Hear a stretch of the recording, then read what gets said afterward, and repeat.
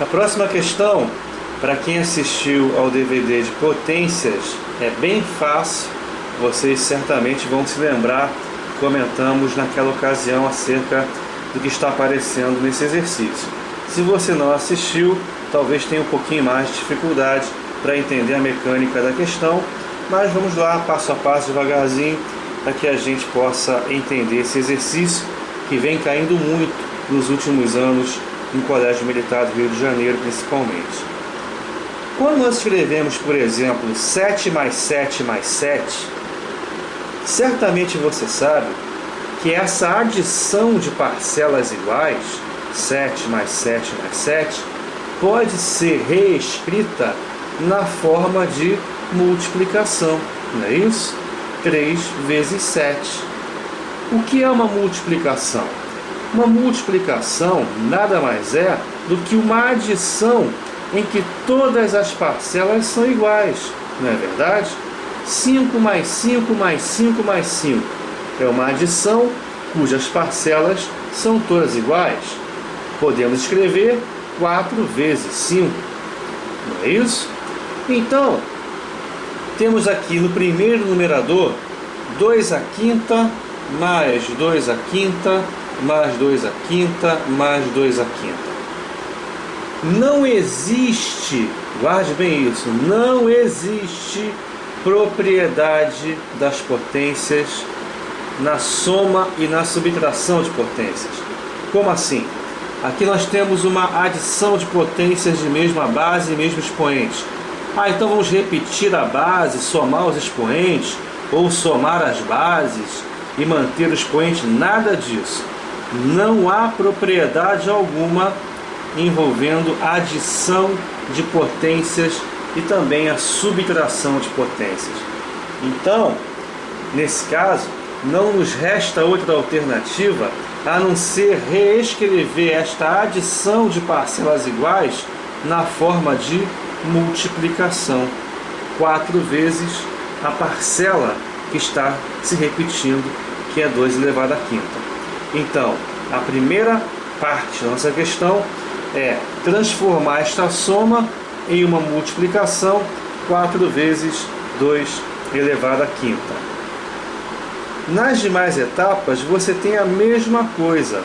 O denominador da primeira fração é 3 à sexta mais ele mesmo 6 vezes. A adição de parcelas iguais, 3 à sexta mais 3 à sexta mais 3 à sexta 6 vezes, é 6 vezes 3 elevado à sexta. A mesma coisa com os termos da segunda fração. Numerador, 3 à sétima mais 3 à sétima mais 3 à sétima mais 3 à sétima. 4 vezes ele mesmo, 4 vezes 3 elevado à sétima. Denominador, 2 à quarta mais 2 à quarta, 4 vezes, 4 vezes 2 elevado à quarta.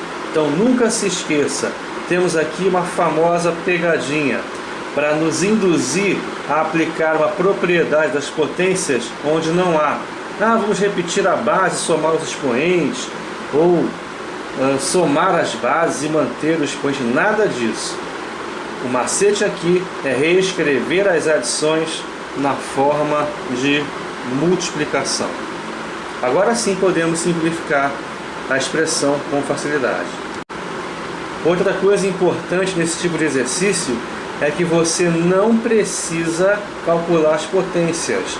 Não perca tempo calculando 2 à quinta, 3 à sexta, 3 à sétima, tampouco 2 à quarta. A questão visa saber se você conhece as propriedades das potências e, no caso, se você lembra que uma adição de termos iguais é uma multiplicação. Não perca tempo calculando as potências, porque não é isso que você tem que fazer nesse tipo de exercício. Portanto, a nossa expressão vai ficar da seguinte maneira: 4 vezes 2 elevado à quinta sobre 6 vezes 3 elevado à sexta, vezes 4 vezes 3 à sétima, sobre 4 vezes 2 à quarta. Podemos simplificar, por exemplo, esse 4 com esse, ou esse 4 com esse, tanto faz. por exemplo, esse aqui com esse aqui, ok?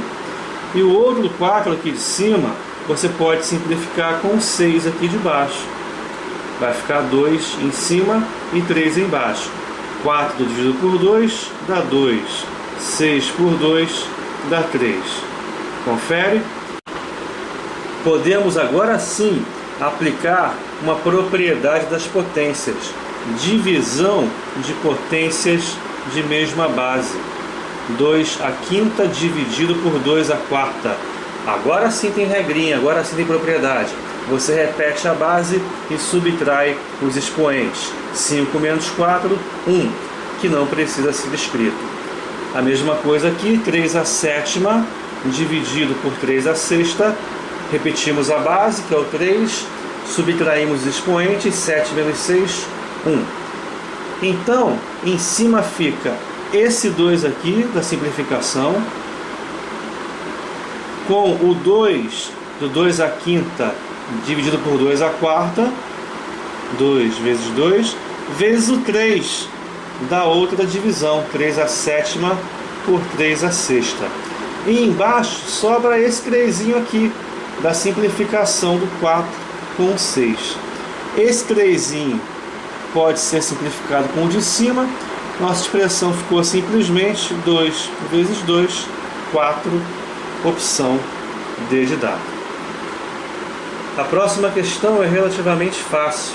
Diz o seguinte: sendo A o conjunto dos divisores de 126 e B o conjunto dos divisores de 144, o número de elementos ímpares do conjunto A menos B é, novamente, sendo A o conjunto dos divisores de 126. Eu particularmente tenho um método, um processo para calcular os divisores de um número de um jeito mais rápido que o tradicional, que é decompondo em fatores primos, aí depois colocando aquela barrinha vertical à direita, os fatores primos, aí o 1 fica em cima e você sai multiplicando, como nós vimos no DVD NMC e MDC. Você pode usar esse método, você está acostumado, você aprendeu assim no colégio ou no cursinho, tudo bem. Mas deixa eu mostrar como é que eu faço, principalmente com números pequenos. No caso 126, que é o primeiro.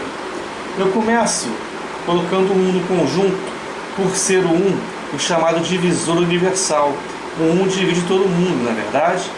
Agora, 126 dividido pelo 1 dá o próprio 126, não é verdade? Então, quando você escreve o 1 como divisor do 126, você automaticamente descobre outro divisor, que no caso é o próprio número, que é o próprio 126. Agora, depois do 1 vem o 2, não é isso? O 126 é divisível por 2? É, porque ele é par. Então o 2 é um divisor do 126. Dividindo o 126 por 2, quanto é que dá? 63. Tá, a bola tem que estar em dia, não é isso? Então você acabou descobrindo outro divisor do 126. Depois do 2 vem o 3. O 3 é um divisor do 126? É, porque a soma dos algarismos dá 9, não é isso? 126 dividido por 3, 12 por 3 dá 4, 6 por 3 dá 2, 42, não é isso? Então você encontrou um outro divisor do 126. Quer dizer, encontrando um, você automaticamente encontra outro. Os divisores surgirão em pares, não é isso? O 4 não é um divisor de 126 porque o 26 não é múltiplo de 4.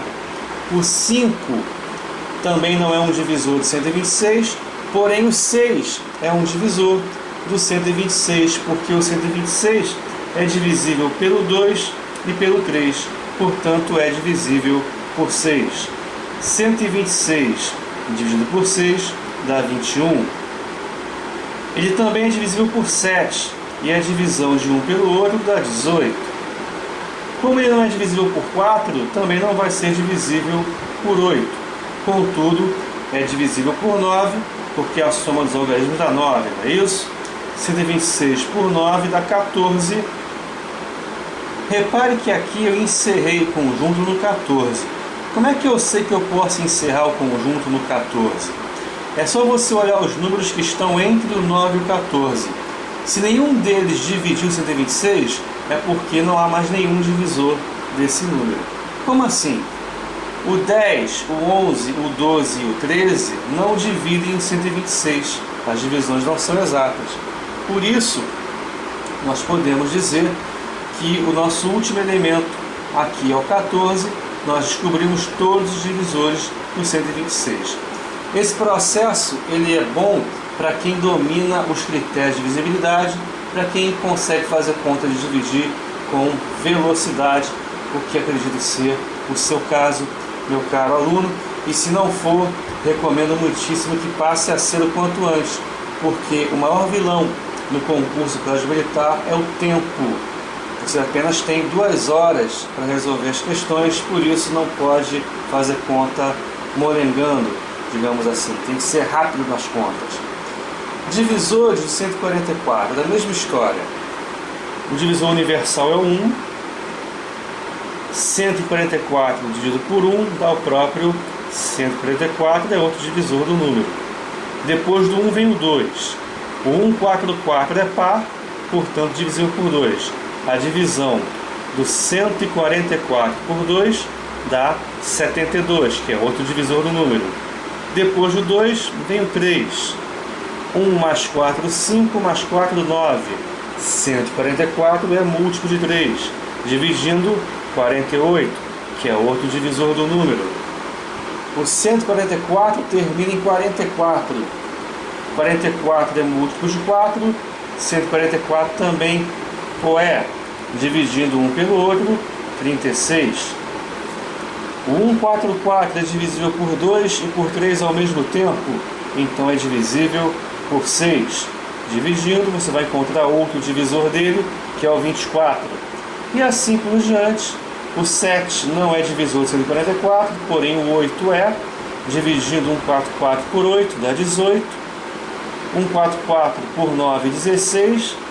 Agora, entre o 9 e o 16, só tem um número que é divisor do 144, que é o 12. Repare que o 12 geraria como par o próprio 12, porque 12 vezes 12 é 144. Então, o 12 apareceu aqui sozinho, sem par, porque o par dele seria o próprio 12, ok? Guarda bem o que eu vou dizer, isso pode ser útil em alguns exercícios. Um número natural só tem uma quantidade ímpar de divisores se ele for o quadrado de um outro número natural. Como assim? O 144 é 12 elevado ao quadrado, é 12 vezes 12.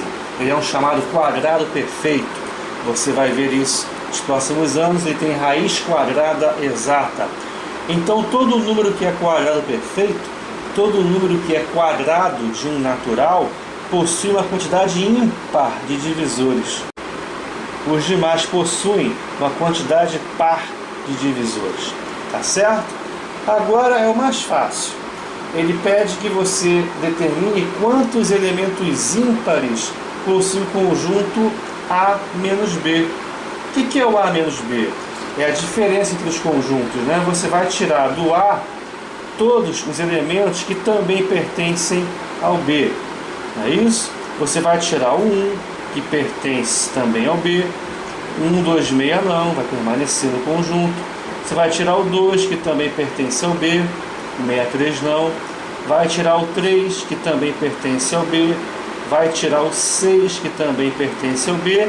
E vai tirar também o 18, que também pertence ao B, além do 9, que também pertence ao conjunto B. Os elementos que sobraram no conjunto A foram 126, 63, 42, 21, 7, 14. Desses, 3 são ímpares, evidentemente o 7, o 21 e o 63. A opção correta é a letra B. Evidentemente que você poderia ter calculado os divisores de ambos os números pelo processo tradicional. Pode fazer daquele jeito, não tem problema nenhum, se você está acostumado a fazer. Só apresentei um processo alternativo, que é útil para números pequenos, principalmente se você está com a tabuada em dia e os critérios de divisibilidade também.